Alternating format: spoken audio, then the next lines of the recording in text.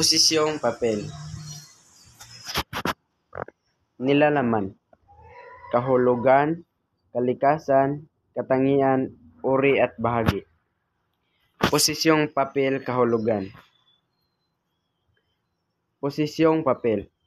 Ang posisyong papel ay isang uri ng sanaysay o dokumento na naglalayong ipahayag ang pananaw o opinyon ng isang tao o grupo sa isang partikular na isyu o paksa.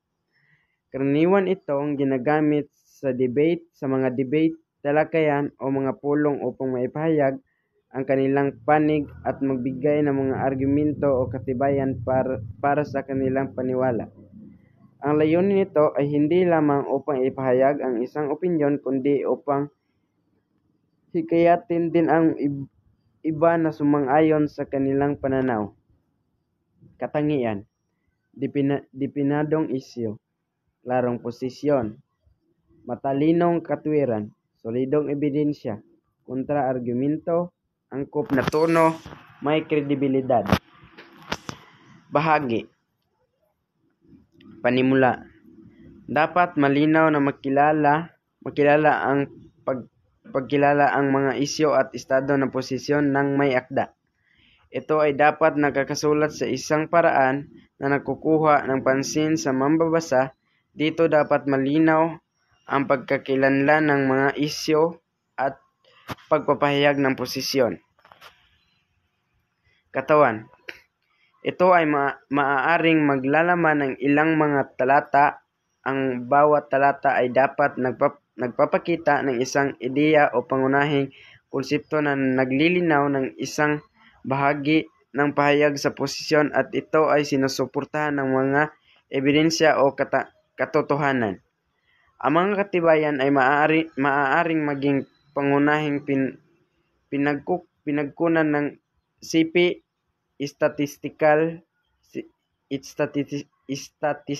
data, mga panayam sa mga eksperto at hindi mapag-aalinlangang pitsa o mga kaganapan.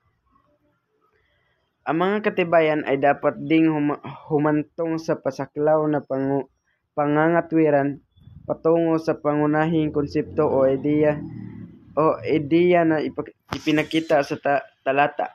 Ang katawan ay maaaring magsimula sa ilang mga saligang impormasyon at dapat isama ang isang talakayan ng magkakabilang panig ng isyu. Konklusyon. Dapat ibinubuod ito ang mga pangunahing konsepto at ideya at pinatitibay ito ng walang pag-uulit ang pagpapakilala o katawan ng papel. Ito ay maaaring magsama ng mga iminungkahing aksyon at mga posibleng solusyon. Kalikasan. Ito ay kagaya ng debate ay naglalayong maipakita ang katotohanan at katibayan sa isang tiyak na isyung kadalasan ay mapapanahon at nagdudulot ng magkaibang pananaw sa marami depende sa persepsyon ng mga tao. Halimbawa, posisyong papel, kagawaran ng Pilipinolohiya ng PUP hingil sa pagtatanggal ng Pilipino sa mga kolehiyo at universidad.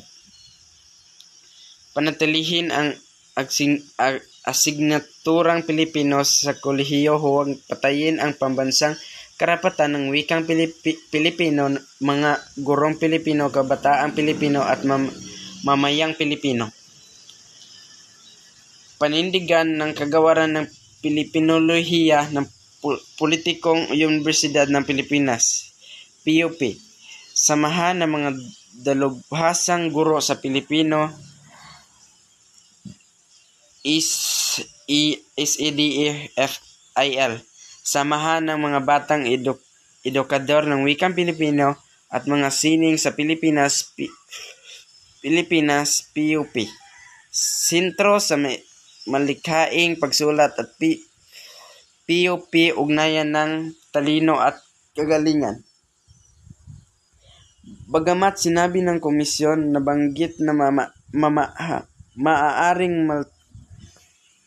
maituro sa Ingles o Pilipino ang mga asignaturang binalangkas nila bilang halimbawa ay ang purposive communication na kapaloob sa nilikha nilang bagong curriculum. Sa hakbang na ito, tila unti-unting nilulusaw ang mga tatag na kagawaran ng Pilipino sa mga kolehiyo at universidad sa Pilipinas. Higit pa rito, maraming mga guro sa Pilipino na partikular na nasa PUP ang mawawalan ng trabaho at mababawasan ang kita, sapagkat ang mga asignaturang Pilipino ay nakatuon sa pagtuklas at inobutibong pag-aaral.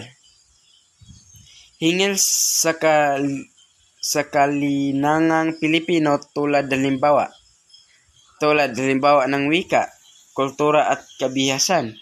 Nasa Pilipino ang diwang makabansa na makatutulong sa pangangailangan ng mamayang Pilipino. Sa halip na alisin, hindi ba't nararapat na lalo pang patatagin ang disiplinang Pilipino sa kurikulum ng kolehiyo sa pamamagitan ng mga asignaturang Pilipino na magiging pundasyon nito. Hindi ba't paurong ang hakbang ng Pilipinas na alisin ang asignaturang Pilipino ng technical panel ng pangkalahatang edukasyon ng CHED na binuo lamang ng iilang mga tao at walang malinaw na konsultasyong isinagawa? Thank you.